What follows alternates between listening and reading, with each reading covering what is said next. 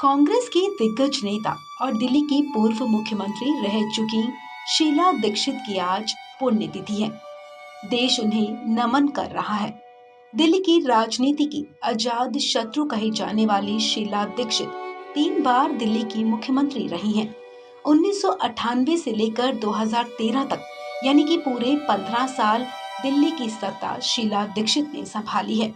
शीला दीक्षित का नाम कांग्रेस के उन कद्दावर नेताओं में सबसे ऊपर है जिन्होंने लंबे समय तक कांग्रेस की सरकार राज्य में मजबूती से बनाए रखी।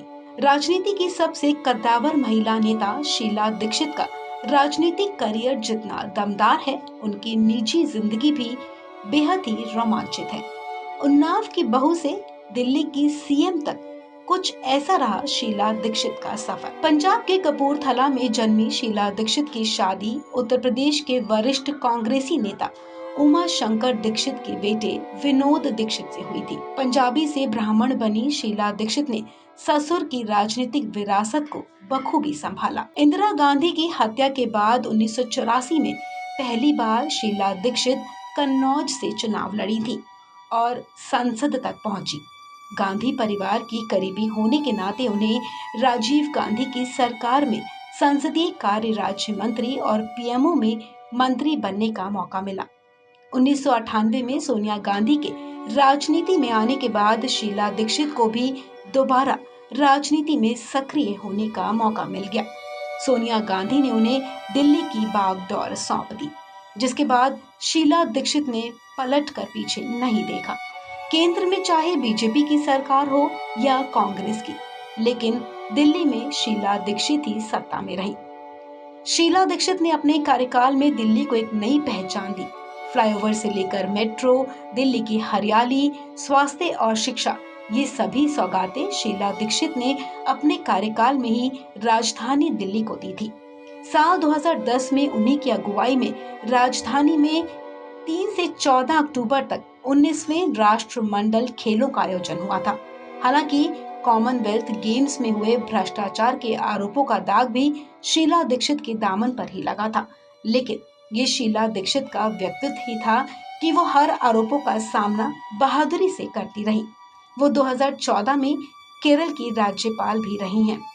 शीला दीक्षित ने अपनी किताब citizen Delhi, my times my life में अपने जीवन से जुड़ी कई दिलचस्प बातें भी शेयर की हैं। किताब में शीला दीक्षित की लव मैरिज का भी जिक्र है।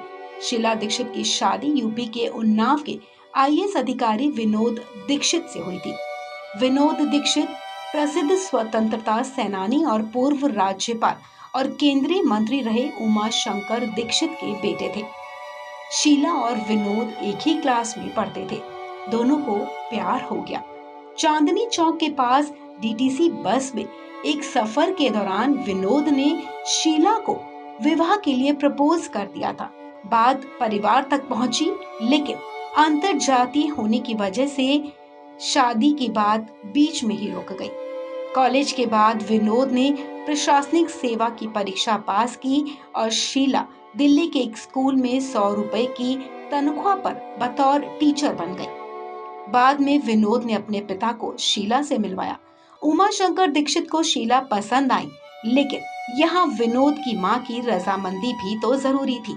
हालांकि 2 साल के लंबे इंतजार के बाद विनोद और शीला का परिवार शादी के लिए तैयार हो गया और दोनों की शादी हो गई। इन दोनों के एक बेटा और एक बेटी है। शीला दीक्षित के बेटे संदीप दीक्षित भी दिल्ली के सांसद रह चुके हैं। 20 जुलाई 2019 को हार्ट अटैक की वजह से शीला दीक्षित का देहांत हो गया था। इस खबर में फिलहाल इतना ही। तमाम अपडेट्स के लिए आप बने रहें वन इंडिया हिंदी के साथ।